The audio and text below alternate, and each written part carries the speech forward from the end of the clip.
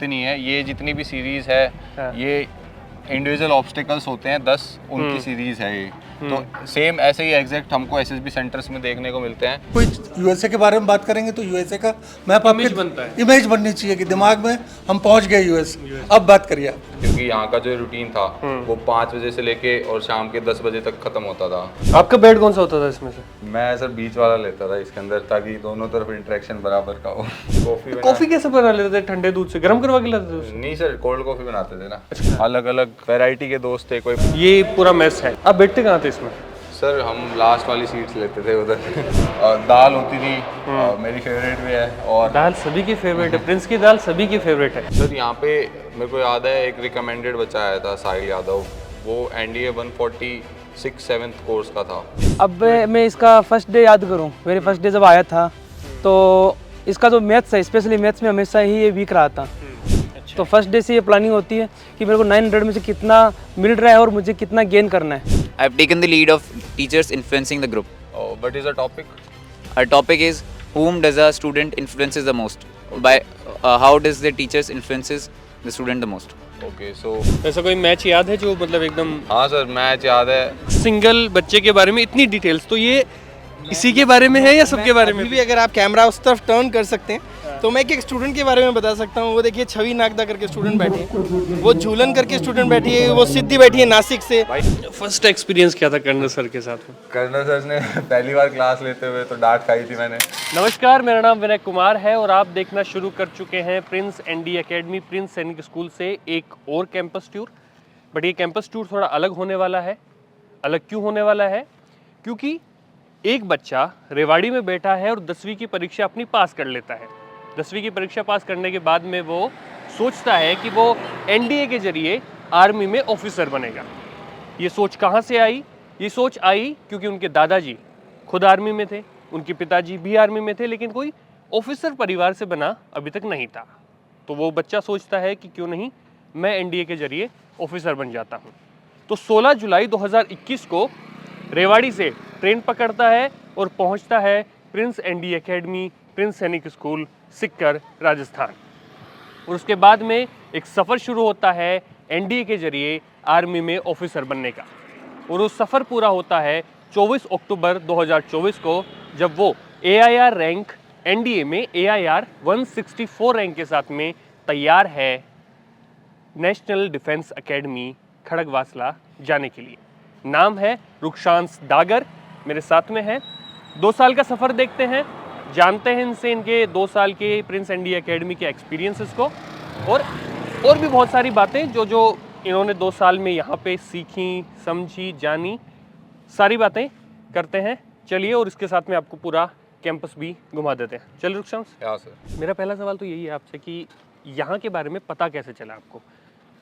यहाँ के बारे में सर, मैं 11th क्लास के अंदर जब एनडीए के बारे में तैयारी करने की सोच रहा था, तो मैं एक अच्छा ऐसा कैंपस ढूंढ रहा था जहाँ पे सारी फैसिलिटीज़ हों, एक ही कैंपस के अंदर एक अच्छा स्केड्यूल बन जाए। क्योंकि ऑफिसर बनने के लिए धीरे धीरे क्वालिटीज़ इनकलकेट होती हैं, तो 2 साल के अंदर अच्छा खासा एक पर्सनैलिटी बन जाए।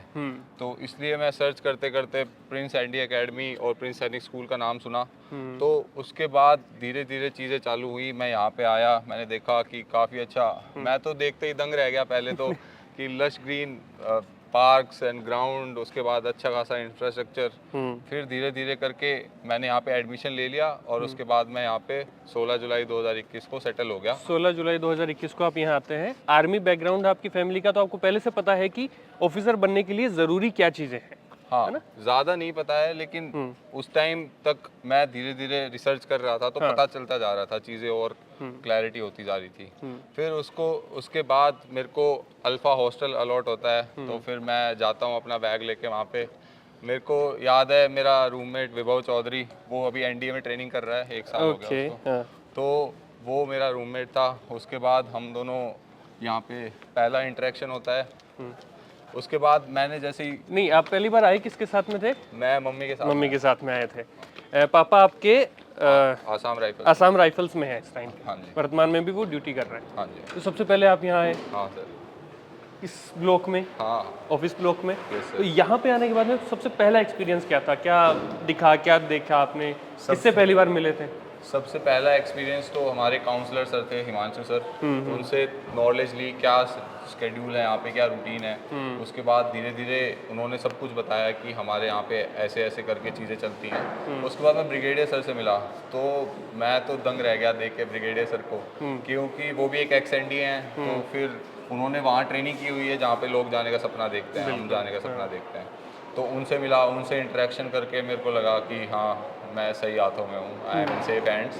तो फिर मेरे को जब हॉस्टल अलॉट हुआ तो उससे पहले ब्रिगेडियर सर से इंटरेक्शन किया। उन्होंने बताया कि 2 साल काफ़ी अच्छी मेहनत करनी पड़ेगी, तब जाके वही कहीं बात बनेगी। यहाँ पे पहले ही 23 ऑफिसर्स की फ़ोटो लगी हुई थी। अच्छा। तो फिर अब तो वो हटा दिया, लेकिन पहले सोचा था कि यहाँ पे 24वां मैं ही आऊँगा। अच्छा।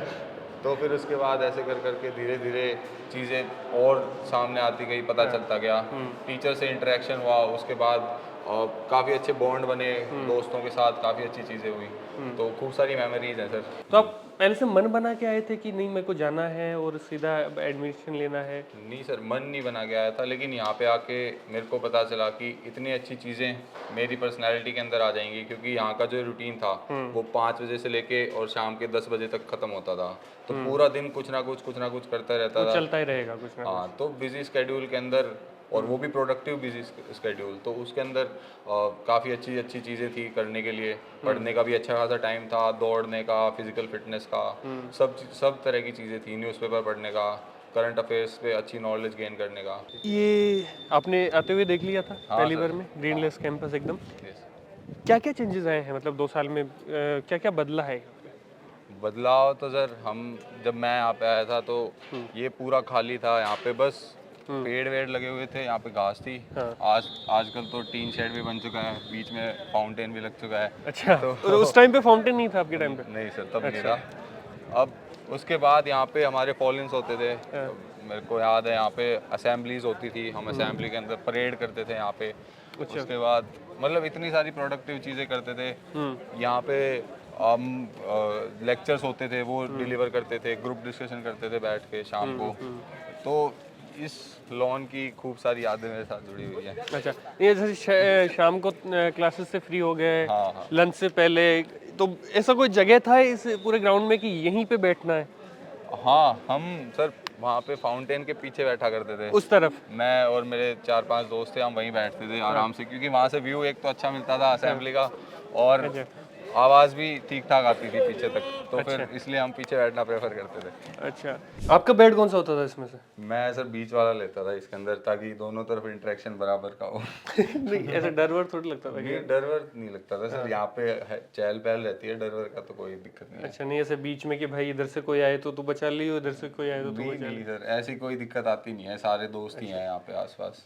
अच्छा, और ये जैसे इस तरीके, जैसे ये अभी वेल मेंटेन्ड है पूरे तरीके से, साफ सुथरा सा है पूरा, अच्छा सा? साफ सफाई का रूल था कि हर संडे को रूम चेक होते थे, और उसका बेस्ट रूम का अवार्ड मिलता था पूरे हॉस्टल में से। अच्छा, मेंटेन रूम जिनका सबसे बेस्ट है उनको अवार्ड मिलता था? हाँ सर। अच्छा। तो उसको बेस्ट रूम का, बेस्ट क्लीनेस्ट रूम का अवार्ड मिलेगा।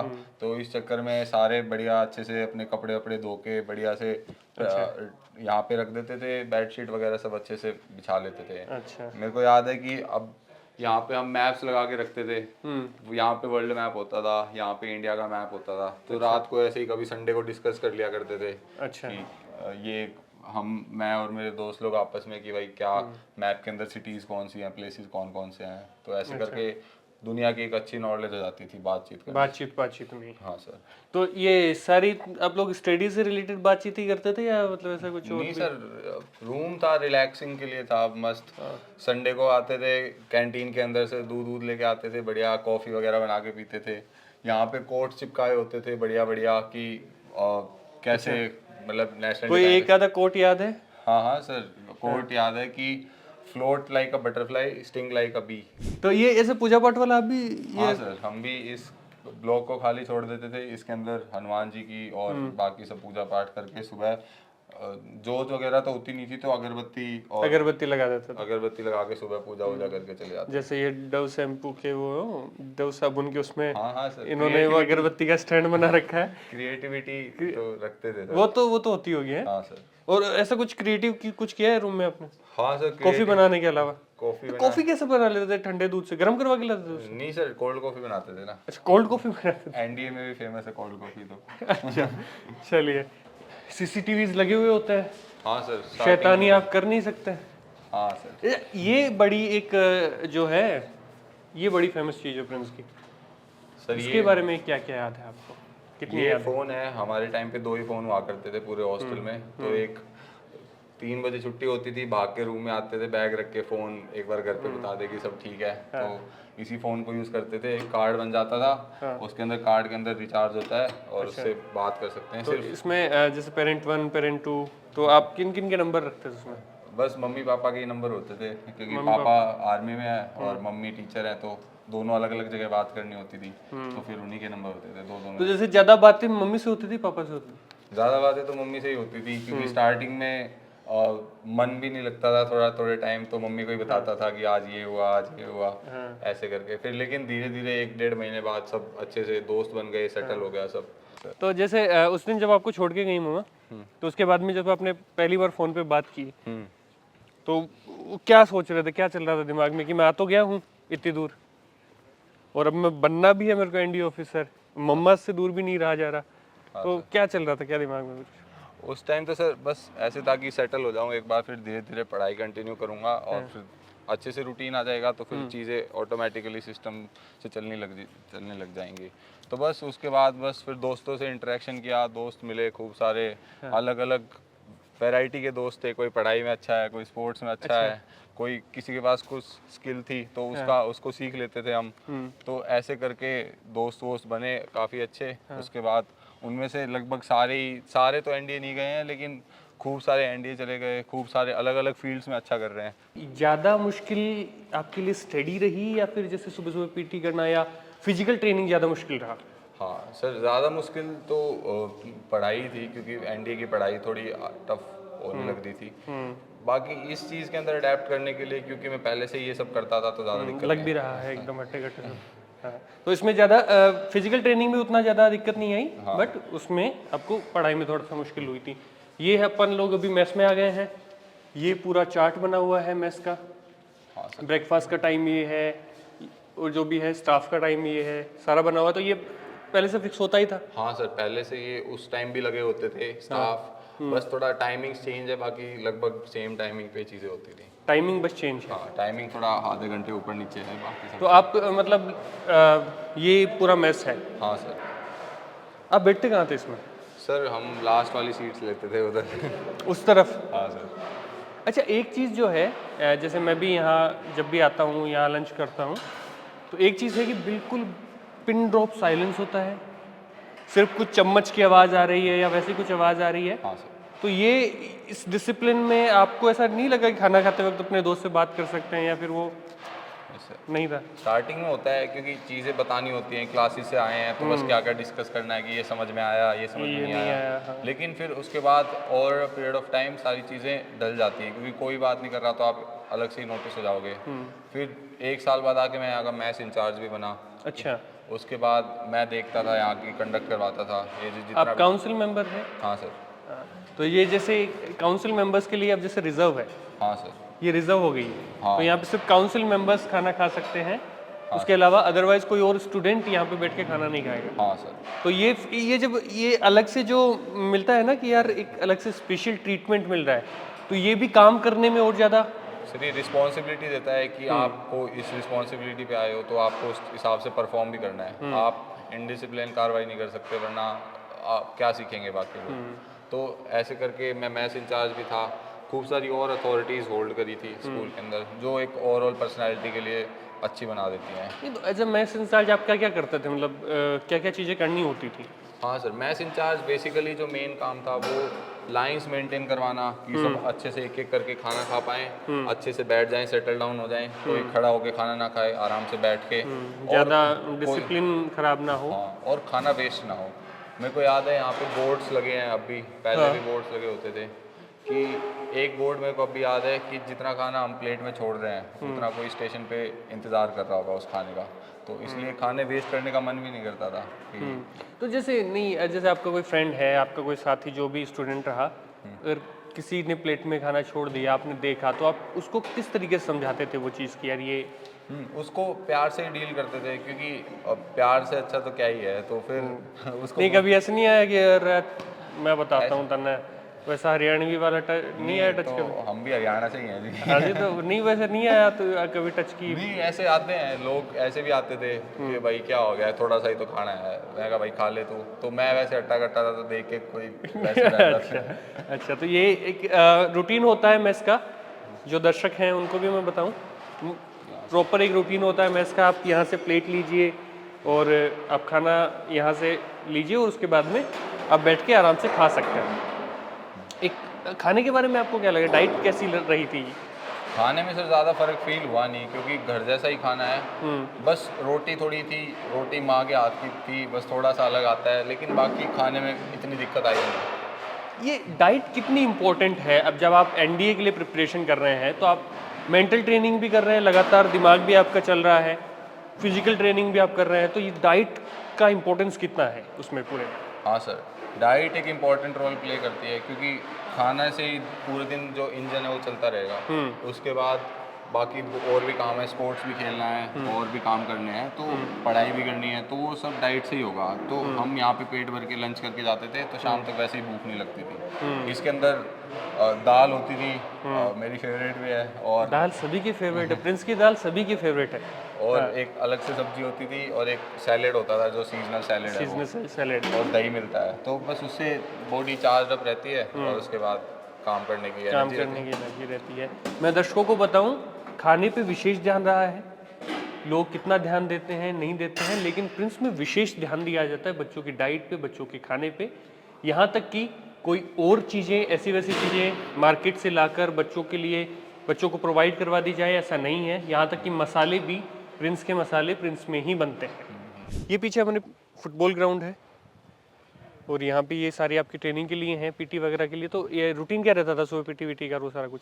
सर इसमें रूटीन ये रहता था कि 5 बजे विसल लगती थी, 5:30 बजे पीटी होती थी, तो आधा घंटा तीनों बंदों को फ्रेश होने के लिए, मुंह हाथ धोने के लिए मिल जाता था। फिर ड्रेसअप होके यहाँ पे फॉल इन होता था, फिर इंडिविजुअल फॉल इन होते थे अलग अलग हॉस्टल के, तो फॉल इन के अंदर काउंटिंग होती है, तो जितने भी बंदे थे तो कोई भी बंक नहीं मार सकता। अटेंडेंस होती है। हाँ, तो बंक नहीं मार सकता। हाँ। तो उसके बाद फॉल इन यहाँ पे होता था, यहाँ पे हमारे ड्रिल उस्ताद थे, वो सुबह सुबह मोटिवेट करते थे कि सुबह अच्छा रखना है ताकि पूरा दिन अच्छा निकलेगा।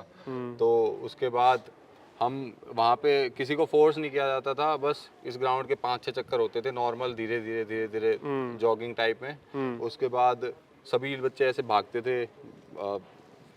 रहते थे। उसके बाद पीटी करवाते थे यहाँ पे, तो यहाँ पे अलग अलग 5-6 इंस्ट्रक्टर थे, तो वो अपने अपने बैच को लेके, एक बैच में 30 बच्चे 35 बच्चे लेके, और इधर पीटी करवाते रहते थे अलग अलग उसकी। अच्छा। अलग अलग टाइप्स की, तो ताकि फिजिकल फिटनेस और थोड़ा पसीना निकले, तो फिर दिन की शुरुआत भी अच्छी हो। फिर इस हॉस्टल में से हम शाम को इस ग्राउंड में हम शाम को गेम्स भी खेलते थे। तो मेरे को याद है यहाँ पे फुटबॉल खेला करते थे, फुटबॉल के साइड में यहाँ पे कुछ बैडमिंटन वगैरह ले आते थे, सर्दियों के अंदर बैडमिंटन खेलते थे। फिर उसके बाद कभी पेपर वेपर हो जाते थे, तो यहाँ पे शाम को ग्रुप बना के 10-15 बच्चे हम बैठ जाते थे कि फिर डिस्कस करते थे कि कैसे आगे क्या करना है, टेस्ट में कैसा हुआ कैसा नहीं हुआ। और फिर मैं तो सर जैसे एक रनर अच्छा था, तो मैं यहाँ पे दौड़ता था, तो मेरे को याद है मैंने एक बार यहाँ पे 33 चक्कर लगाए बिना रुके, तो एक लड़के ने 34 लगा दिए। अच्छा। तो फिर मैंने 50 लगा दिए, तो ऐसे करके एक हेल्दी कंपटीशन वाला माहौल भी था। अच्छा। तो फिर ऐसे करके अच्छा एक फिजिकल फिटनेस बनी रहती थी। नहीं कभी ऐसे बंक करने का मन नहीं किया कि यार आज तो थके हुए हैं, सो लेते कभी हैं? कभी होता था सर। या फिर ऐसा कभी बोला हो दोस्त को कि एक काम करो यार, तुम दोनों फ्रेश हो क्या हो, उतनी देर में और एक झपकी ले लेता हूँ? हाँ सर, होता है ऐसे। सर्दियों के टाइम पे जब ज़्यादा ठंड होती थी, तो फिर सीकर की ठंड भी ऐसी है। तो फिर लेकिन फिर सभी लोग आते थे, तो फिर चलो कुछ नहीं तो थोड़ा बहुत दौड़ेंगे तो गर्म हो ही जाएगा, गर्म हो ही जाएगा शरीर, ऐसे करके चल जाता था। जैसे आपको आपने जैसे अभी बताया कि फिजिकल ट्रेनिंग में तो मेरे को इतनी दिक्कत नहीं आई क्योंकि आप ऑलरेडी वो चीज़ें करते रहे हैं, आपका शरीर वैसा था। एक ये भी होता है कि साथ में जब हम बहुत सारे दोस्त हैं वो साथ में ट्रेनिंग जब कर रहे हैं या पीटी वगैरह जब कर रहे हैं तो कुछ वीक नज़र आते हैं उसमें। जैसे आपने भी बताया कि हेल्दी कंपटीशन था, मैंने 33 किए, उसने 34 कर दिए किसी दोस्त ने आपके। तो ये जो ये होता था वीक, अगर तो उस दोस्त को सपोर्ट करना वो कितना इम्पोर्टेंट है आप इस पूरी एनडीए की जर्नी में? सर उसको साथ लेके चलते थे हमारे साथ साथ, क्योंकि सारे जब स्टार्टिंग में आए तो ऐसे फिजिकली फिट नहीं थे, लेकिन लास्ट में एंड तक गए तो सब एक साइड में 50-50 40-40 पुशअप मार लेते थे। तो उसको मोटिवेट करते थे कि भाई चल हमारे साथ ही लगा रहे भाई, कुछ नहीं, अरे 2 हो रहे हैं ऐसे करके 2 करके उसकी करवा देते थे पूरी। और जो आपको कुछ याद हो पीटी के दौरान आपके दोस्तों की बातें या? हाँ सर, पीटी के दौरान ड्रिल उस्ताद ही थे हमारे, वो हंसी मजाक में पीटी करवाते रहते थे कि ऐसे फौजी नहीं बनता, फौजी बनने के लिए बहुत ही रगड़ा लगना पड़ता है। तो हम जब कई बार क्लासेस में पनिशमेंट मिलती थी तो यहाँ पे मारने की बजाय यहाँ पे दौड़वाते थे धूप में। तो अच्छा। 2-3 चक्कर यहीं पे लगाते थे तो फिर पनिशमेंट उस प्रकार की मिलती थी। हाँ, तो उसको रगड़ा लगाना बोलते हैं ना? हाँ, रगड़ा लगाना बोलते थे। तो वो कितने बार लगाए आपने? काफी बार, 2 साल में काफी बार पड़ा है। काफी बार मौके पड़े ऐसे? हाँ सर। तो ये ऑडिटोरियम है, ऑडिटोरियम में क्या क्या होता था? सर ऑडिटोरियम में संडेज को तो टेस्ट होता था मॉर्निंग के अंदर, और रात को मूवी होती थी। रात को मूवी होती थी संडे को? हाँ सर। और कोई भी स्पेशल प्रोग्राम हो गए, कोई गेस्ट आ गया अच्छा, तो सेमिनार्स वगैरह कंडक्ट वहीं पे होते थे। तो ज़्यादातर सेमिनार्स हम ही कंडक्ट करवाते थे। अच्छा। एक कमेटी होती थी जिसके अंदर एक इंचार्ज होता था, सोशल हेड ऐसा, तो फिर वो सब कंडक्ट करवाते थे। अलग अलग बच्चों को रिस्पॉन्सिबिलिटीज दी जाती थी कि ये काम करेगा, डिबेट ऑर्गेनाइज करवाना हो गया या फिर डांस ड्रामा स्किट वगैरह ऑर्गेनाइज करवानी हो गई, तो वो सब यहाँ पे करवाते थे। हम कई बार जब ऑयल क्यूज की बात करते हैं कि बहुत इंपॉर्टेंट है एसएसबी के लिए, एनडीए के लिए, तो ये जब आप करते थे, जैसे आपने जितनी भी चीज़ें ऑर्गेनाइज करने वाली बातें हो गई, कमेटी बनती थी वो ऑर्गेनाइज करती थी, कितनी ज़्यादा इंपॉर्टेंट है इस पूरी जर्नी में, पूरी ट्रेनिंग में? तो सर 15 OLQs होती हैं, उसके अंदर से 4 फैक्टर्स में डिवाइड होती हैं वो। तो पहले फैक्टर के अंदर आती है रीजनिंग एबिलिटी और ऑर्गेनाइजिंग एबिलिटी। तो जो ऑर्गेनाइज करने का यहाँ पे जो हम जैसे डिबेट ऑर्गेनाइज करवाते हैं या फिर कोई भी प्रोग्राम ऑर्गेनाइज करवाते हैं, तो फिर वो वहाँ पे इंटरव्यूइंग ऑफिसर भी कई बार पूछ लेता है वर्बली कि okay gentleman organise me a cricket match. If जैसे कोई भी गेम खेलता है या फिर मैं डिबेट करता हूँ तो वो मेरे से ऑर्गेनाइज करवा लेता है। तो मैंने वो चीज़ें यहाँ पे करवाई हुई हैं। तो उससे क्या फ़ायदा होता है कि वो बीच में एक सिचुएशन भी पूछ सकता है कि अच्छा डिबेट करते टाइम आपको कोई सुन नहीं रहा तो आप क्या करोगे। तो वो सारी चीज़ें यहाँ पे प्रैक्टिकली पहले हो जाती हैं। तो अच्छा। उससे एक दिमाग में बेसिक आइडिया होता है कि मैं कैसे डील करूँगा चीज़ों को। तो वो सारी चीज़ें हेल्प करती हैं वहाँ पे। सबसे पुरानी मूवी कौन सी देखी थी, मतलब जो? पान सिंह तोमर एक मूवी है इरफान खान की। हाँ। वो मेरे को याद है। पान सिंह तोमर आपने देखी? बॉर्डर देखी आप? बॉर्डर देखी, मेजर देखी। अच्छा। उरी, शेरशाह, सारी मूवीज 2-3 जो हमने पहले देखी हुई थी, लेकिन यहाँ पे दोस्तों के साथ देखने में फिर वो अलग मजा आता है और थिएटर वाला सा फील आता है। थिएटर वाला फील है। ठीक है। सेमिनार्स आपने अभी मेरे को बताया सेमिनार्स के बारे में कि सेमिनार्स यहाँ लगातार होते रहते थे। मोटिवेशनल स्पीकर्स या फिर जो भी जो लोग अपने अपने क्षेत्र में कामयाब हुए उनके सेमिनार्स होते थे। तो आपको कुछ याद है जी किसी सेमिनार के बारे में कि कोई ऐसी लाइन बोली गई हो जिसने आपको एक अलग से पुश दिया हो, एक अलग से मोटिवेशन दिया हो? सर यहाँ पे मेरे को याद है एक रिकमेंडेड बच्चा आया था, साहिल यादव। वो एनडीए 146 7th कोर्स का था। तो उस टाइम हम तैयारी कर ही रहे थे, हम 11th क्लास में थे। तो तब वो आया था, उन्होंने बोली थी एक बात कि लिव योर लाइफ अ फौजी वे, कि फौजी की जैसी रूटीन होती है, फौजी का जैसा माइंडसेट होता है, तो आप बनने से पहले ही वो लाइफ जीना शुरू कर दो ताकि आपको इंटरव्यू में दिक्कत ना आए और आगे की लाइफ में भी दिक्कत ना आए। तो ये सारी चीज़ें बहुत ही ज़्यादा मोटिवेशन देती हैं कि उस टाइम पे आपके पास ना तो फ़ोन है ना कुछ लैपटॉप है कि आप गूगल से सर्च करके कुछ मोटिवेशनल वीडियो देख लो। तो कोई बंदा बोलता है, यहाँ पे ब्रिगेडियर सर बोलते थे, तो उनकी बातें याद रहती थी जहन में। फिर अगले हफ्ते तक, एक हफ्ते तक उसी बात को दिमाग में लेके कि हाँ उसने कर लिया, वो भी ऐसे ही करता होगा, मैं भी ऐसे ही करता तो हम भी ऐसे ही करके और फिर ऐसे करेंगे। नहीं, जैसे चेयरमैन सर कई बार बोलते हैं, चेयरमैन सर जो हमारे प्रिंस एजुकेशन हब के चेयरमैन हैं, वो कहते हैं कि अगर आप ऑफिसर बनना चाहते हैं तो आपको वैसा माइंडसेट बनाना पड़ेगा उस तरीके की लाइफ जीनी पड़ेगी। और प्रिंस एनडी एकेडमी या प्रिंस एनडी स्कूल के बारे में हम बात करते हैं तो हम कई बार ये बहुत दावे से कह देते हैं कि हम लोग ये चीज़ें प्रोवाइड करवाते हैं कि बच्चा यहाँ पे उसी तरीके की लाइफस्टाइल जीता है, कि एक तरीके से आप तैयारी नहीं कर रहे हैं, आप ऑलरेडी ऑफिसर जैसी लाइफस्टाइल जीना शुरू कर देते हैं। तो ऐसा होता था? हाँ सर, ऐसा ही होता था, क्योंकि डेली रूटीन फिर एक फ्रेश माइंड हो जाता था मोटिवेशन सुनने के बाद या फिर मूवी देखने के बाद, कि बस थके हारे हैं तो बस अब उससे चार्ज अप हो जाता था एक। फिर उसके बाद शाम को जाके पढ़ते थे और फिर लेट नाइट तक स्टडी करने का यही मोटिवेशन रहता था। नहीं, जैसे यहाँ का जो रूटीन है, जो रेगुलर रूटीन रहा, वो एकदम ऐसे ऑफिसर जैसा रूटीन लगता था कि चलो फौजी वाली सी लाइफ जी रहे हैं हम तो। हाँ हाँ सर, ऐसा ही रूटीन है, क्योंकि दौड़ भी रहे हैं, गेम्स भी खेल रहे हैं, पढ़ भी रहे हैं और दोस्तों के साथ भी हैं, एक अच्छी कॉमराडरी भी निभा रहे हैं, तो उससे वैसा ही लगता था कि हाँ भाई आगे चल के ऐसी लाइफ है।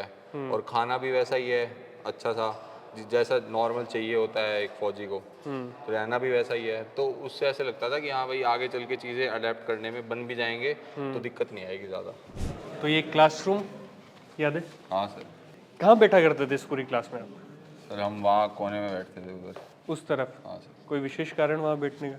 वहाँ से खिड़की खोल लेते थे तो हवा लगती रहती थी। अच्छा। बेसिकली तो यहाँ पे टेस्ट वेस्ट होते रहते थे और उन सब की यादें हैं कि बैठ के सारे मस्त पढ़ाई करा करते थे।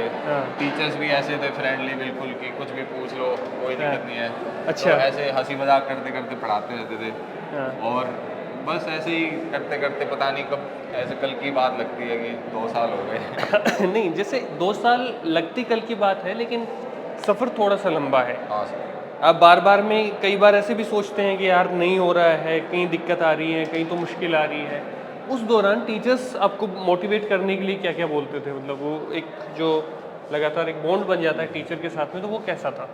टीचर्स ऐसे ही प्रीवियस कैंडिडेट्स जो सेलेक्ट हो चुके थे उनके बारे में बताते थे कि ये लड़का ऐसे था, इससे भी नहीं हो रहा था, फिर इसने भी धीरे धीरे पुट इन किया, एफर्ट्स डाले, तो इसने भी मतलब एक्स्ट्रा टाइम दिया पढ़ाई को, तो फिर वो एक थोड़ा मोटिवेशन रहता था कि हाँ थोड़ा सा एक्स्ट्रा करना पड़ेगा। कि कभी जैसे पेपर्स के टाइम होते थे तो थोड़ा खेलना छोड़ के पढ़ाई के अंदर ज़्यादा टाइम दे दिया एक्स्ट्रा, तो क्लासरूम के अंदर टीचर उस तरीके से मोटिवेट करते थे। और रेगुलर रैंक्स पूछते रहते थे, जैसे हर संडे को टेस्ट होता है हमारा, तो उसके बाद मंडे को सुबह रैंक लग जाती है पेपर चेक होके, तो उसके बाद रैंक्स पूछते थे कि हाँ भाई रुक्षांश कौन सी रैंक आई, तो मैं बताता कि सर ये आई, तो बोला इस बार तो अच्छा नहीं किया। तो फिर उसके बाद ये रहता था कि अगले संडे को जो टेस्ट होगा उसके अंदर इम्प्रूव करना है। तो फिर क्लासरूम के अंदर दोस्तों से गाइडेंस वगैरह लेके, टीचर से अच्छी खासी गाइडेंस लेके फिर धीरे धीरे करके इम्प्रूव होता गया। नहीं, जैसे टिप्स बहुत जैसे टीचर्स टिप्स देते हैं कि यहाँ पे दिक्कत आ रही है तो कुछ ऐसा कर लो, या तो एक कोई ऐसी कोई टिप किसी टीचर ने आपको दी है जो ऐसे की ऐसे याद छप गई है दिमाग में? हाँ सर, हमारे टीचर बोलते थे कि जो प्रीवियस ईयर क्वेश्चंस की बुक है उसको आप 2-3 बार करो उसको पूरी को, ताकि जो पैटर्न जो पेपर में आ रहा है अभी आजकल के जो ट्रेंड चल रहा है, किस लेवल से आप तैयारी करोगे तो वो आपको पता चलेगा।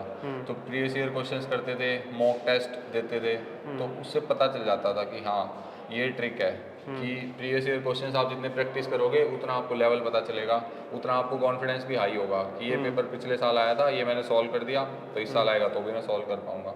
तो बेसिकली क्वेश्चंस का पैटर्न सेम होता है, बस क्वेश्चंस अलग अलग आते रहते हैं। तो प्रीवियस ईयर क्वेश्चंस करेंगे तो धीरे धीरे करके क्वेश्चन निकलने चालू हो जाते हैं।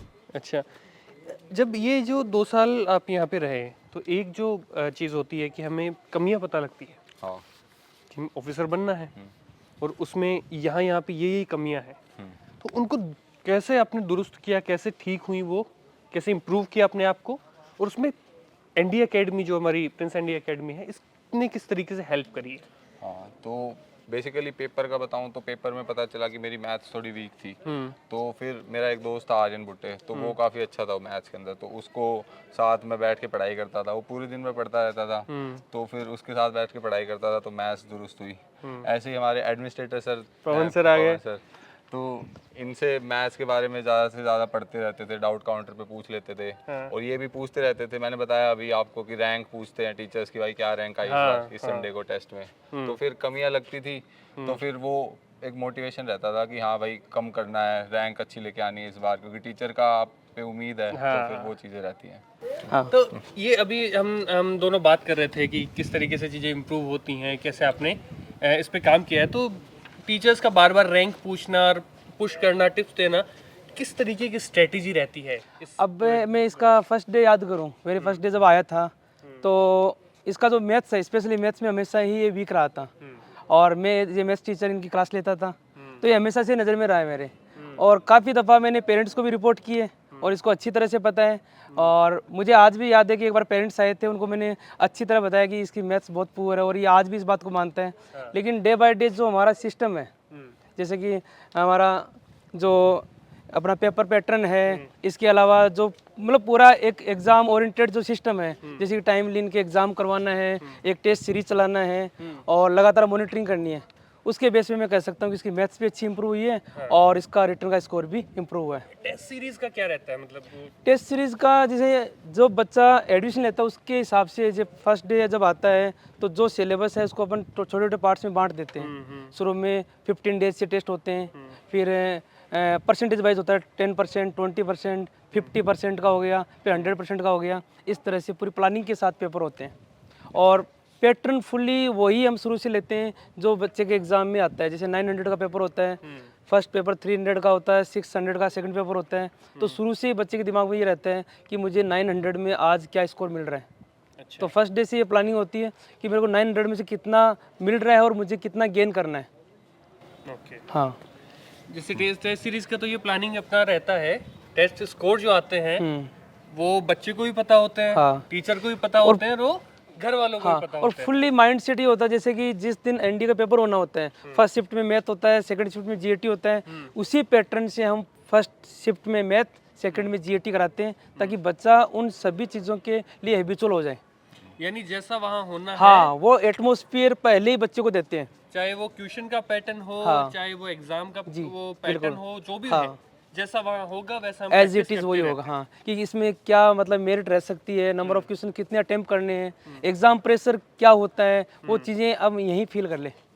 ये हेल्पफुल रही। हाँ हाँ सर, ये इसलिए हेल्पफुल थी कि टाइमिंग्स भी एक तो सेम, पेपर यहाँ पे कंडक्ट करवाने का 10 बजे मैथ का वहाँ चालू होता है, तो यहाँ पे भी 10 बजे ही चालू होता था। तो उससे क्या होता है कि एक मसल मेमोरी बन जाती है कि हाँ इस टाइम पे तो मैथ सॉल्व करता था मैं, तो उधर ज़्यादा दिक्कत नहीं आती मैथ सॉल्व करने में। तो ये सारी चीज़ें काफ़ी कारगर साबित रहती हैं। ऐसा लगा हो कि एग्जाम देने बैठे हो तो पता चला हो कि टेस्ट ही एज इट इज एग्जाम ही दे रहे हैं अभी। हाँ, रेगुलर अपना टेस्ट चल रहा है, तो वो जो वही दे रहे एग्जाम का जो फोबिया होता है, जो प्रेशर होता है, वो बच्चे में नहीं रहता उस टाइम पे। ये क्या चल रहा है रुखसान से, ये बता सकते हो कुछ? ये सर ग्रुप डिस्कशन चल रहा है। GTO डे 1 होता है एसएसबी के अंदर, तो GTO डे 1 के अंदर पहला ही टास्क होता है ग्रुप डिस्कशन, जिसके अंदर टॉपिक दे देते हैं 3 लीड्स के साथ, उसके बाद एक एक लीड चूज करके आपको उसके ऊपर बोलना होता है। तो फिर ये सर प्रैक्टिस करवा रहे हैं। Repeat the topic once again. I'll repeat the topic once again. How can we improve tourism in India? Is it by improving the infrastructure? Is it by improving the amenities? Or is it by better media control? Now I want you to put across your views clearly and give everyone a chance to speak. Please start.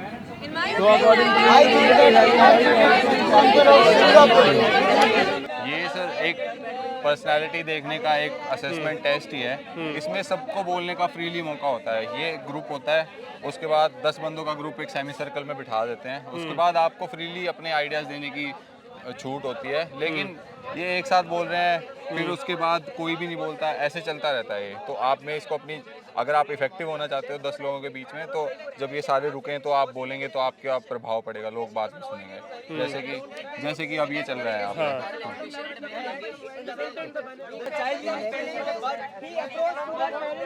So, chess number 31, which lead have you taken? I have taken. May I start? हाँ. So I have taken the lead of teachers. I have taken the lead of teachers influencing the group. Oh, what is the topic? Our topic is whom does a student influences the most? By how does the teachers influences the student the most? Okay, so what is your opinion on that?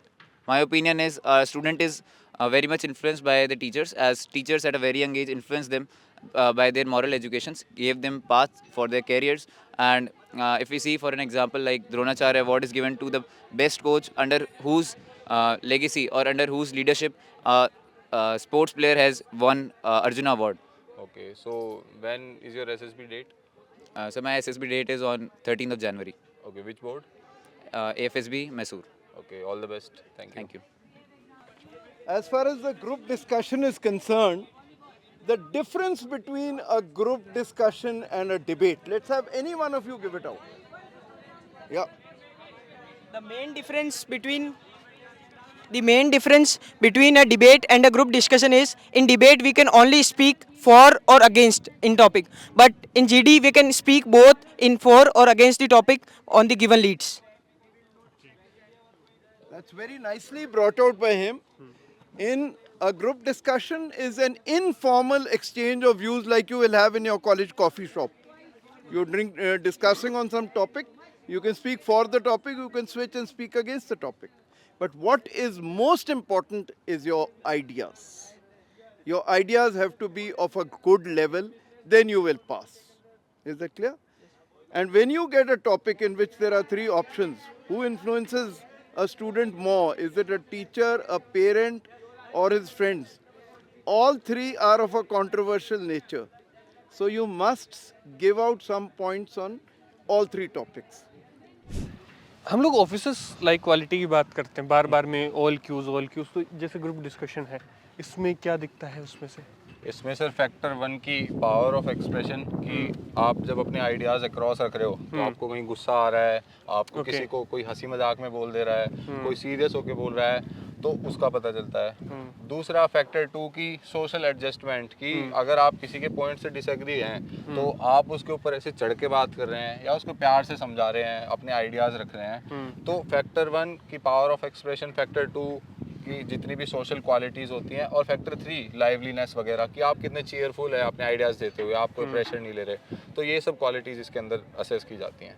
यानी आपके ideas भी अच्छे होने चाहिए और आप कितना comfortably उनको डिलीवर कर रहे हैं वो भी इम्पोर्टेंट है। ये सारी चीज़ें दिखती है। GTO टास्क जो हो रहे हैं और जो भी शुरू हो जाएंगे थोड़े दिनों में, चल भी रहे हैं लगातार यहाँ पे, आपने भी किए हैं? हाँ सर, मैंने खूब प्रैक्टिस करी थी यहाँ पे। वैसे ज़्यादा डिफ़िकल्ट होती नहीं है, ये जितनी भी सीरीज़ है ये इंडिविजुअल ऑब्स्टिकल्स होते हैं 10, उनकी सीरीज़ है ये। तो सेम ऐसे ही एग्जैक्ट हमको SSB सेंटर्स में देखने को मिलते हैं और यहाँ पे प्रैक्टिस कर लेते हैं। इसको करने का 3.5 मिनट होता है और इसमें 10 ऑब्स्टिकल्स होते हैं, आपको करना होता है सारे ऑब्स्टिकल्स। उसके बाद अगर टाइम बचे तो आप आके इनको रिपीट भी कर सकते हैं। तो ये बेसिकली स्टेमिना चेक करने के लिए, आपकी ऑर्गेनाइजिंग एबिलिटी चेक करने के लिए कि आप 10 ऑब्स्टिकल हैं तो उनको एक अच्छे से ऑर्गेनाइज करके आप उसको राउंड लेके उसको पूरा कर रहे हैं, तो ये सारी चीज़ें इसके अंदर देखी जाती हैं। नहीं, इसका ये थोड़ी होता है कि आपको पहले ये करना है, सेकंड ये करना है। नहीं सर, ये अपने हिसाब से होता है, आप अपने हिसाब से कर सकते हैं, आप जहाँ से करना चाहें वहीं से चालू कर सकते हैं। इसमें बेसिकली करेज भी देखा जाता है कि जैसे ये देख रहे हैं हम डिच है, तो ये डिच है, अगर किसी को डेप्थ की, अगर किसी को डर लगता है गहराई से, तो इसके अंदर पता चल जाएगा, वो कूद नहीं पाएगा। अच्छा। और अगर किसी को ऊंचाई से डर लगता है तो वो ऑब्स्टेकल दिख रहा है जैसे कि हमें, तो वो ऊंचाई से कूदेगा तो वहाँ चढ़ो और उसको पकड़ के कूदो नीचे। उसको पकड़ के रस्सी से नीचे आना है। तो अगर किसी को डर लगता होगा हाइट से, तो हमको उसमें पता चल जाएगा कि इसको हाइट से डर लगता है, कूद नहीं पा रहा। तो ये सारी चीज़ें करके पता चल जाती हैं। तो आप कितने टाइम में सीख गए थे ये सारी? सर ये पहली बारी में सीख जाते हैं, ज़्यादा हार्ड डिफ़िकल्ट है नहीं। एक यंग लड़का है जो सुबह PT वगैरह करता है तो उसके लिए ज़्यादा बड़ी बात नहीं, ज़्यादा बड़ी बात तो नहीं है, लेकिन सेम शायद जितने लोग वहाँ पे GTO करने आए हैं या SSB के लिए आए हैं वो सब भी यही सोचते होंगे। हाँ सर। तो उस माइंडसेट में कि यार मेरे को भी लग रहा है कि मैं भी 10 दिन प्रैक्टिस करूंगा तो मैं सीख जाऊंगा। हाँ सर। तो इसमें वहाँ पे इम्पोर्टेंट क्या है? वहाँ पे इम्पोर्टेंट है कि सर आप एक तो चोट ना खाएं इन ऑब्स्टेकल्स को करते हुए। इसके अंदर से आप कितने कर रहे हैं वो ज़्यादा ज़रूरी नहीं है, आप जितने भी कर रहे हैं वो आप केयरफुलनेस से कर रहे हैं, आपका अच्छा स्टेमिना दिख रहा है उसके अंदर, आपकी करेज दिख रही है उसके अंदर, और आप बिना चोट खाए धीरे धीरे सारे टास्क को कर लें। तो मैंने वहाँ पे इस बार 14 ऑब्स्टेकल्स किए थे 3.5 मिनट में। 3.5 मिनट का आपके पास टाइम है, आप उसमें जितने कर सकते हैं। हाँ, मतलब 10 एक बार पूरे करने होते हैं, उसके बाद आप चाहें तो रिपीट कर सकते हैं। तो आपने कितने किए थे? 14। अच्छा, तो यहाँ पे अच्छी खासी प्रैक्टिस हुई थी आपकी? हाँ सर, यहाँ की प्रैक्टिस की बदौलत ही वहाँ पे 14 कर पाया था। सर यहाँ पे इंटरव्यू का मॉक इंटरव्यू कंडक्ट हुआ था, सेम वहाँ पे जैसे ऑफिसर्स होते हैं वैसे हमारे यहाँ पे कॉमोडोर मंजीत सर थे, तो वो एक्स SSB ऑफिसर रह चुके हैं, खूब सारे बोर्ड्स में उन्होंने सर्व किया हुआ है, तो उनको एक अच्छा खासा नॉलेज है, उन्होंने खूब सारे कैंडिडेट्स को पास भी किया है, फेल भी किया है, तो उनको पता है। तो वो हमारे मॉक इंटरव्यूज़ लेते थे, मॉक इंटरव्यू से पहले PIQ फॉर्म दे देते थे। PIQ फॉर्म के अंदर आपकी डिटेल्स होती हैं, वो सब भरनी होती हैं। तो हमको यहाँ पे एक बेस्ट एडवाइस दी थी कि पीआई की फॉर्म जो आपका है उसी से क्वेश्चन पूछे जाएंगे, तो क्यों ना आप उसकी क्रॉस क्वेश्चनिंग कर लो। तो उसके अंदर से हमने 200-300 क्वेश्चन बनाए थे उस पीआई की फॉर्म के अंदर से कि क्या एज्यूम करके कि क्या क्या वो पूछ सकता है, क्योंकि अगर मैंने अपने गेम में क्रिकेट लिखा है तो क्रिकेट के जितने भी सवाल पूछेगा अगर वो मैं पहले से प्रिपेयर कर लूँ तो मेरे को दिक्कत ही नहीं है इंटरव्यू देने में। तो ऐसे कर करके हमने सब प्रिपेयर कर लिया था, फिर हमने यहाँ पे मॉक इंटरव्यू दिया। मतलब पेपर लीक कर लिया आपने, पहले से पता है आपको कि सवाल क्या पूछे जाएंगे? हाँ सर, ये सब कोई पता रहता है। एसएसबी एक खुला प्रोसेस है बिल्कुल। अच्छा। सब सारे टास्क आपको पहले से ही पता है, सब कुछ यहाँ पे पहले से ही है। आपको बस वहाँ पे इन टास्क को करते हुए अपनी जितनी भी ऑफिसर लाइक क्वालिटी है वो शो करनी होती है। तो अच्छा। ऐसे ही इंटरव्यू हमने मॉक इंटरव्यू दिया, उसके बाद पता चल गया कि क्या क्या कमियां आ रही हैं। तो फिर कमियों को सुधारने के लिए अच्छा खासा टाइम था, तो कमियां भी सुधर गई। ऐसे ही साइक टेस्ट होता था, तो हमारे साइकोलॉजिस्ट थे तो वो भी एक्स और एसएसबी ऑफिसर रह चुके हैं, तो उनसे हमें खूब सारी गाइडेंस मिली, स्टोरीज लिखने की, WATs लिखने की और SRTs लिखने की। तो वो वहाँ पे खूब मदद की, यहाँ पे प्रैक्टिस की, थीम्स लिखी हमने खूब सारी, तो उसकी वजह से वहाँ पे दिक्कत नहीं आई। स्पोर्ट्स ग्राउंड्स यहाँ पे हैं, वॉलीबॉल का ग्राउंड, वॉलीबॉल के 3 नेट लगे हुए हैं, ये बास्केटबॉल ग्राउंड है और भी उधर अब फुटबॉल ग्राउंड है। स्पोर्ट्स एक बहुत इंपॉर्टेंट रोल प्ले करता है हाँ इस पूरी जर्नी में, तो क्या इंपॉर्टेंस होती है? सर स्पोर्ट्स एज वेल, मतलब जितना अकेडमिक्स का महत्व है उतना ही स्पोर्ट्स का भी महत्व है, क्योंकि स्पोर्ट्स से टीम स्पिरिट डेवलप होती है। एक अच्छी कॉमराडरी बिल्ड करने के लिए, ग्रुप में घुलने मिलने के लिए स्पोर्ट्स एक बेस्ट ऑप्शन है, दोस्त बनाने के लिए। तो यहाँ पे ग्राउंड्स वगैरह थे, तो हम इसके अंदर, मैं कबड्डी खेलता था, तो इंटरिंग ऑफिसर ने मेरे से पूछा भी था कि which sport do you play, तो मैंने बताया कि कबड्डी, क्रिकेट, रनिंग। तो उसने मेरे से क्वेश्चन भी पूछे थे खूब सारे जो यहाँ पे डेली लाइफ प्रॉब्लम्स होती हैं, तो वो सब एक्सपीरियंस की हुई थी मैंने। तो वो बोला था कि अगर लास्ट रेड है कबड्डी के अंदर और आपको 2 पॉइंट चाहिए तो आप किसको भेजोगे? तो फिर मैंने बोला कि सर मैं ही जाऊंगा, क्योंकि मैं ही अपनी टीम का एक अच्छा रेडर हूँ। तो फिर बोला अच्छा कैसे लोगे पॉइंट्स? तो मतलब अगर मैं वो सारी चीज़ें अगर करता हूँ यहाँ पे तो पता चल जाता है। तो मैंने बोला कि सर पहले एक बोनस अटेम्प्ट करूँगा, फिर उसके बाद एक टच अटेम्प्ट करूँगा, फिर बोला ऐसे करके 2 पॉइंट आ जाएंगे। तो फिर बोला अच्छा ऐसे। तो फिर ऐसे करके अगर मैं ये चीज़ यहाँ पे नहीं करता तो मेरे को इस चीज़ की प्रैक्टिकल आइडिया होता भी नहीं। तो ये खूब सारी चीज़ें होती हैं। यहाँ पे स्पोर्ट्स मीट भी ऑर्गेनाइज करवाते थे हम लोग। तो मैं एक बार के लिए स्पोर्ट्स कैप्टन बना था, तो हमने स्पोर्ट्स मीट ऑर्गेनाइज करवाई थी। तो यहाँ पे जो स्पोर्ट्स मीट ऑर्गेनाइज करवा लेते हैं, उसके बाद उसका भी एक बेसिक आइडिया हो जाता है, तब वो पूछता है इंटरिंग ऑफिसर, तो दिक्कत नहीं आती, क्योंकि ये सारी चीज़ें हमने यहाँ पे करवाई हुई होती है। स्पोर्ट्स बहुत इंपॉर्टेंट हाँ सर। है ना? तो जैसे अभी हम लोग बात कर रहे थे, ये जो ग्राउंड है, ये सैनिक स्कूल का जो कैंपस है, तो यहाँ पे आप रनिंग वनिंग PT करते थे? हाँ सर, यहाँ पे PT करते थे हम लोग। यहाँ पे दौड़ने आते थे इस ग्राउंड के अंदर, और मैं देख रहा हूँ कि यहाँ पे तो पूरा कैंपस बन गया अब 1 साल के अंदर। पीछे स्विमिंग पूल वगैरह ये सारी फैसिलिटीज डेवलप हो गई है। हमारे टाइम में नहीं थी, लेकिन अब आजकल बेटर इंफ्रास्ट्रक्चर होता जा रहा है। तो बेटर इंफ्रास्ट्रक्चर होता जा रहा है यहाँ पे बॉक्सिंग के लिए भी। हाँ, मैं देख रहा था सर बॉक्सिंग के नेट्स आते हुए, मैं कहा चलो बढ़िया है, बच्चों को ज़्यादा एक्सपोजर मिलेगा अब।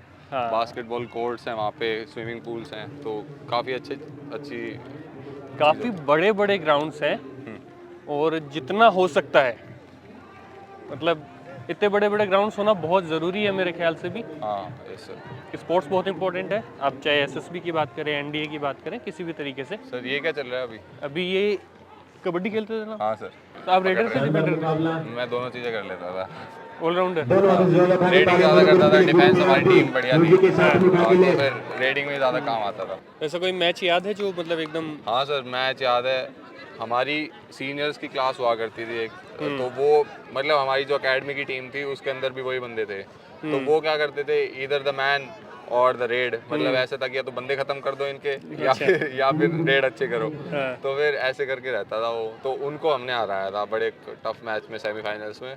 तो फिर उस टाइम मैं कैप्टन ही था हमारी टीम का। तो हम बिल्कुल अंडरडॉग्स गए थे, कोई एक्सपेक्टेशन नहीं थी हमारी किसी को हमसे।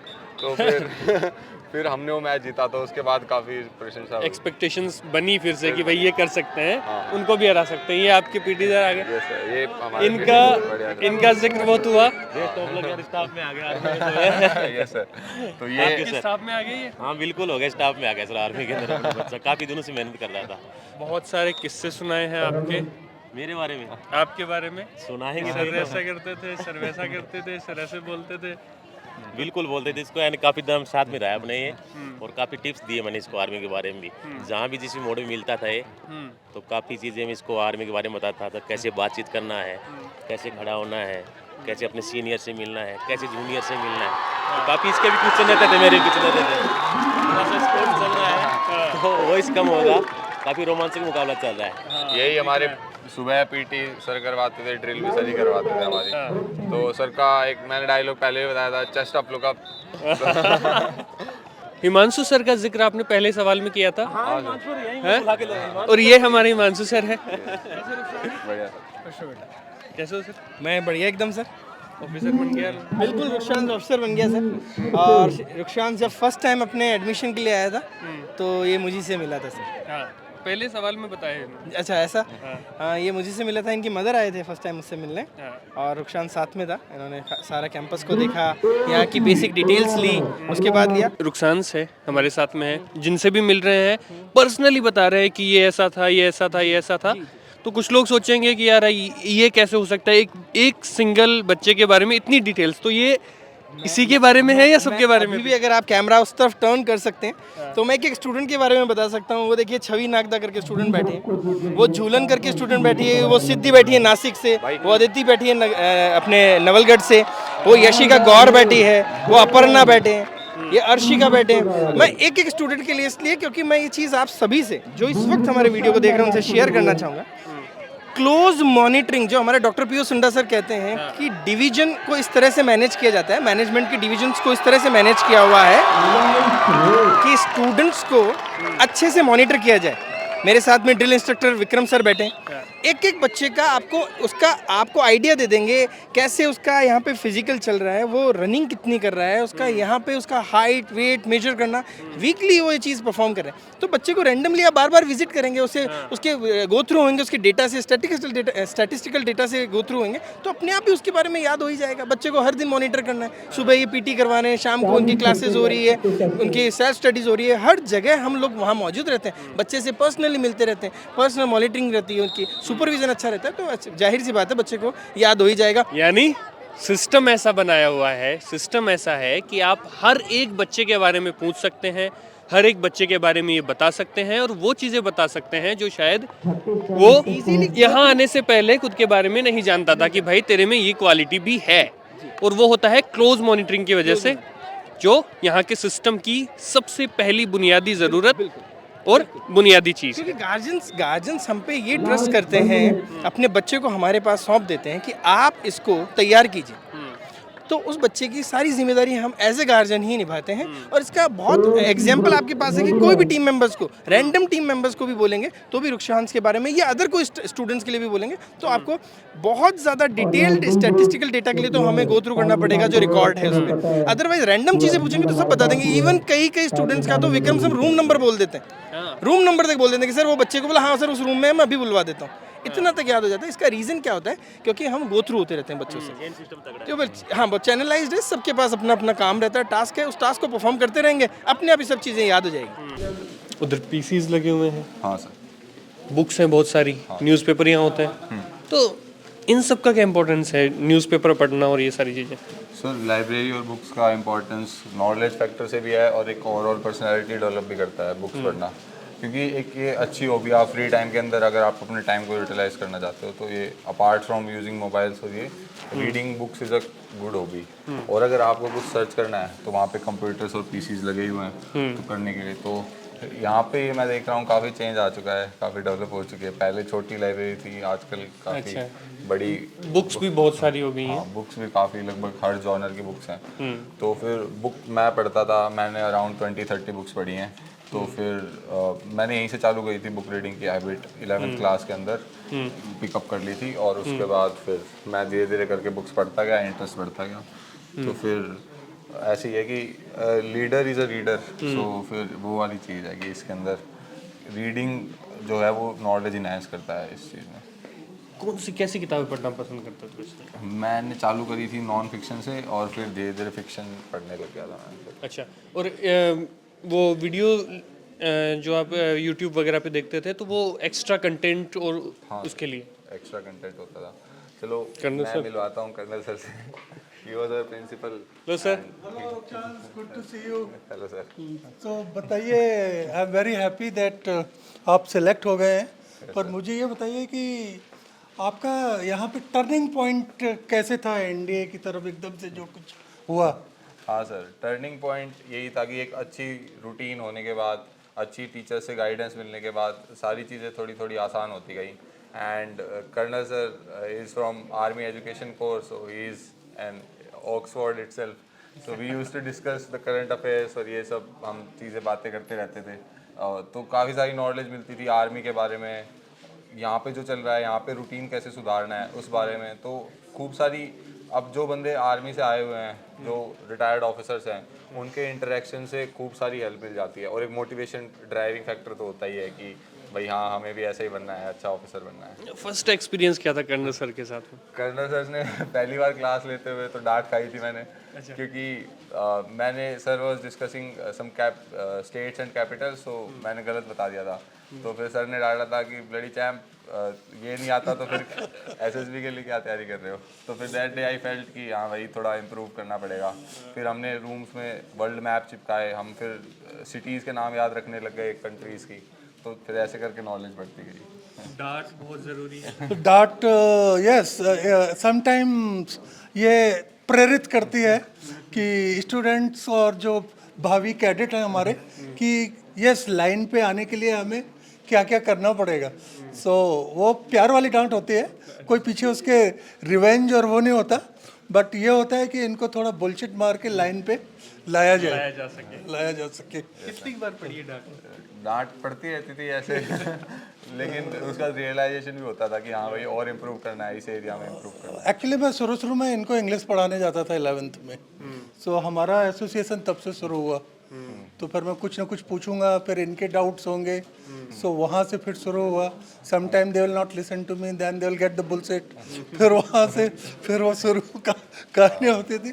फिर धीरे धीरे वो पता टीचर्स को भी लगने लगता है कि ये कौन से लड़के अच्छे हैं जिस पे हमें फोकस अभी से करना चाहिए. नहीं, इसमें क्या कोई खास बात होती है उन लड़कों में? उन लड़कों में एक तो क्यूरियोसिटी होगी, आप देखेंगे. दूसरा साइंटिफिक टेम्पर होगा, चीज़ों को समझने के लिए कि इसका ऐसा कारण क्या है, क्यों ऐसा होता है. तो वो चीज़ होती है. फिर एक परसिवरेंस, यानी लगन जिसको अपन बोल सकते हैं कि नहीं, मुझे ये करना है और चलना है आगे. चलना है, यानी जब जब डांट पड़ेगी तब और ज्यादा बूस्टर डोज मिलेगा. बूस्टेड हो जाएगी. जी बिल्कुल, उस तरह से काम करता है.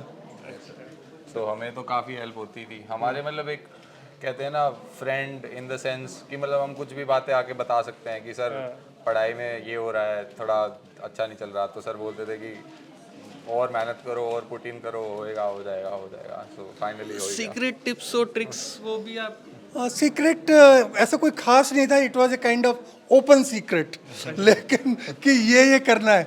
और उसमें जोर ज़्यादा होता था कि स्पोकन इंग्लिश ठीक करनी है, करंट अफेयर्स ठीक करना है, आपकी जो जियोग्राफिकल और हिस्टोरिकल नॉलेज है वो पूरी आपको पता होनी चाहिए. क्योंकि हम किसी चीज़ के बारे में बात करेंगे, अगर आपको जियोग्राफिकल नॉलेज नहीं है तो आप उसको माइंड में रिलेट नहीं कर पाओगे.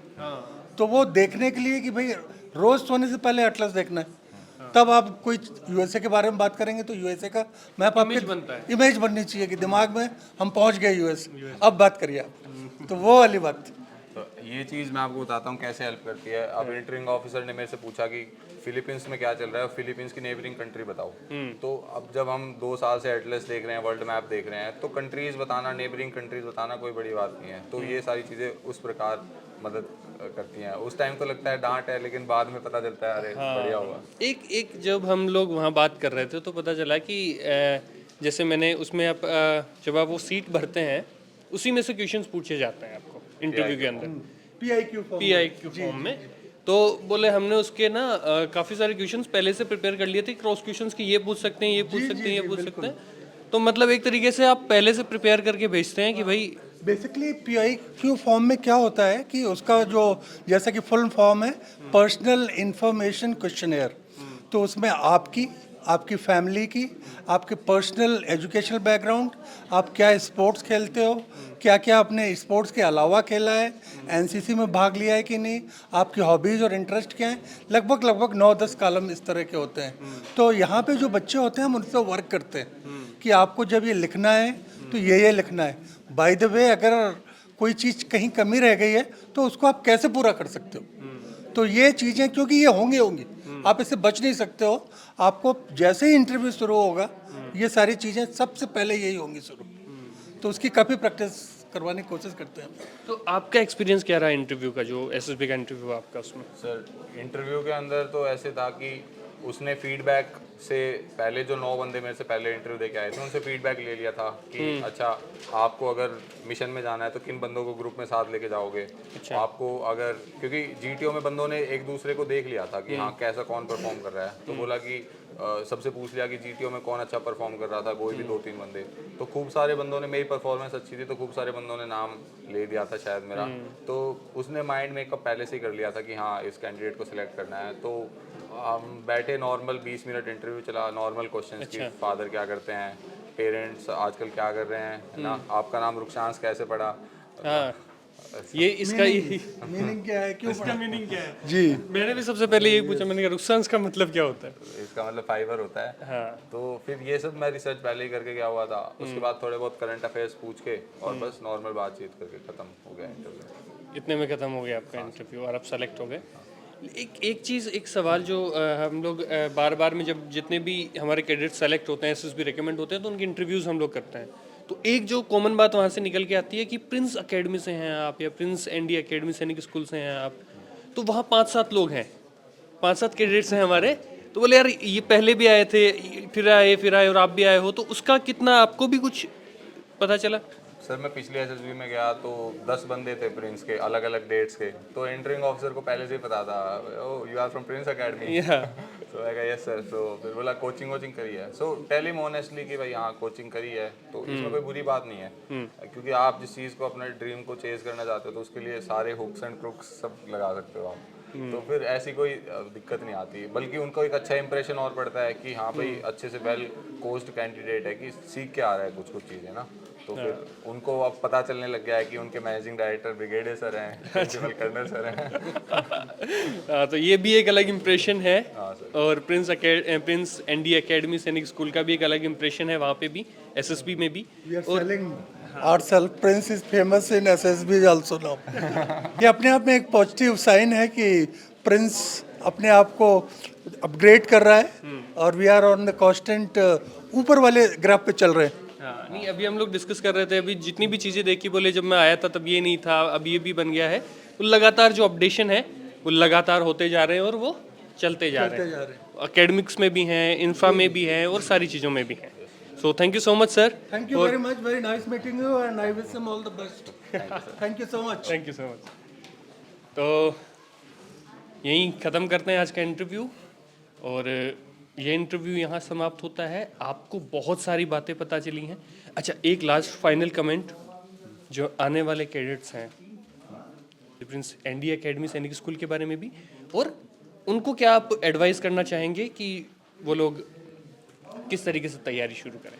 अगर आप यहाँ पे आ रहे हैं तो एक माइंड मेकअप करके आइए कि मन नहीं लग रहा, तो वो सारी चीज़ें घर पे छोड़ के आएँ, और ये यहाँ पे सोच के आएँ कि हाँ यहाँ पे आया हूँ तो कुछ 2 साल में अच्छा सीख के जाऊँगा मैं, है ना। सिलेक्शन हो ना हो वो एक बात की बात है, लेकिन आप फोकस करो कि यहाँ से मैं कुछ अच्छा गेन करके जाऊँ, अच्छी हैबिट्स लेके जाऊँ, अच्छी हॉबीज़ लेके जाऊँ, अच्छे दोस्त बनाऊँ, यहाँ पे आके गेम्स खेलूँ, सारी जो चीज़ें आपको घर में फैसिलिटीज़ नहीं थी वो सारी फैसिलिटीज़ हैं यहाँ पे, तो वो सारी आप परस्यू करो, और जितना भी हो सके एकेडमिक्स पे ध्यान दो, यहाँ पे आके स्पोर्ट्स, एक्स्ट्रा करिकुलर एक्टिविटीज़ इन पे ध्यान दो। OLQs की टेंशन आप मत लो, अपने आप धीरे धीरे आपके अंदर कब इनकलकेट हो जाएंगे आपको पता भी नहीं चलेगा।